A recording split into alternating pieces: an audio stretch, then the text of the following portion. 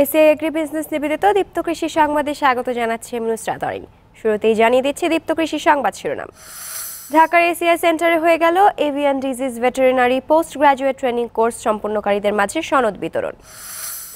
শুনছিলেন দীপ্ত কৃষি সংবাদ শিরোনাম, এবার বিস্তারিত। গত 19 জানুয়ারি ঢাকার তেজগাঁওস্থ এসিআই সেন্টারে পোল্ট্রি রোগীর উপর বাংলাদেশের প্রাণী চিকিৎসকদের 3 বছর নিয়মিত উচ্চতর প্রশিক্ষণের প্রথম পর্যায়ের ট্রেনিং কোর্স সম্পন্নকারী প্রশিক্ষণার্থীদের মাঝে হয়ে গেল সনদ বিতরণ ও ক্রেস্ট প্রদান অনুষ্ঠান। পোল্ট্রির বিভিন্ন প্রকার রোগবালাই নির্ণয় ও চিকিৎসার মাধ্যমে নিরাময় এবং আধুনিক পদ্ধতিতে রোগ প্রতিরোধ অত্যাবশ্যক।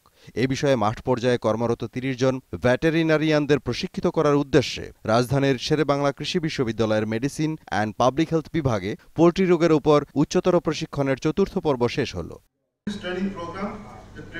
এ উপলক্ষে এসিআই সেন্টারে আয়োজিত সার্টিফিকেট বিতরণী অনুষ্ঠানটি শুরু হয়। এই অনুষ্ঠানের সম্মানিত অতিথি এসিআই এগ্রি বিজনেসের এক্সিকিউটিভ ডিরেক্টর ডক্টর FH আনসারির স্বাগত বক্তব্যের মাধ্যমে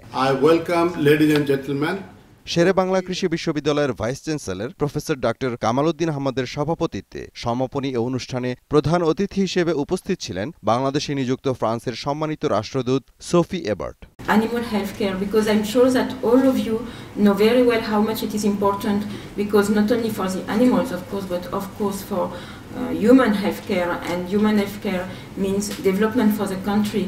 And the main goal of Bangladesh is to develop, to become a developing country, and agriculture is an essential sector, an essential part of your economic life. ফ্রান্সের সিভা সান্তে animal এর আর্থিক সহায়তায় গুরুত্বপূর্ণ এই training কোর্সটি ঢাকাস্থ শেরে বাংলা কৃষি বিশ্ববিদ্যালয়ে সম্পন্ন হয়। সিভার সাথে দীর্ঘদিনের পার্টনার হিসেবে এসিআই এই প্রকল্পে সম্পৃক্ত হতে পেরে গর্বিত। আমরা যে ট্রেনিং করলাম সে ট্রেনিংয়ের ফলে কি হলো, 29 জন এক্সপার্ট তৈরি হলো দেশে। আর এই এক্সপার্টরা হাজার হাজার খামারিদেরকে উপদেশ দেবে। খামারিরা এই সমস্ত উপদেশ নিয়ে তারা প্রোডাক্টিভ এগ্রিকালচার করবে, তারা কম খাইয়ে বেশি মাংস উৎপাদন করতে পারবে, বেশি ডিম উৎপাদন করতে পারবে।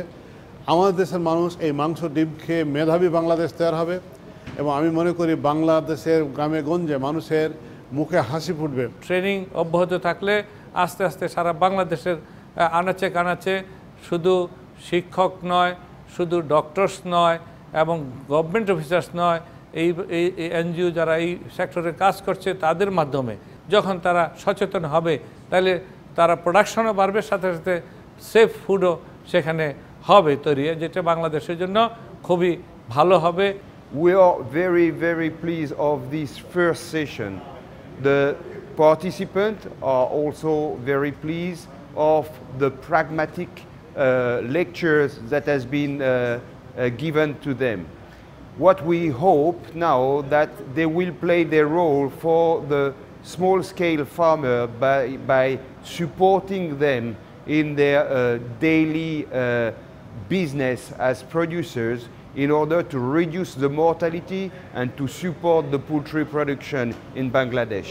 Avian disease veterinary post graduate training কোর্সের programme incharge doctor KBM Saiful ইসলামের সঞ্চালনায় এ অনুষ্ঠানে বিশেষ অতিথি হিসেবে উপস্থিত ছিলেন শেরে বাংলা কৃষি বিশ্ববিদ্যালয়ের উপাচার্য অধ্যাপক ডক্টর মোহাম্মদ সেকেন্দার আলী ও এসিআই লিমিটেডের ব্যবস্থাপনা পরিচালক ডক্টর আরিফদৌলা সহ দেশ বিদেশের পোল্ট্রি রোগ বিশেষজ্ঞ, চিকিৎসক ও প্রশিক্ষণার্থীবৃন্দ।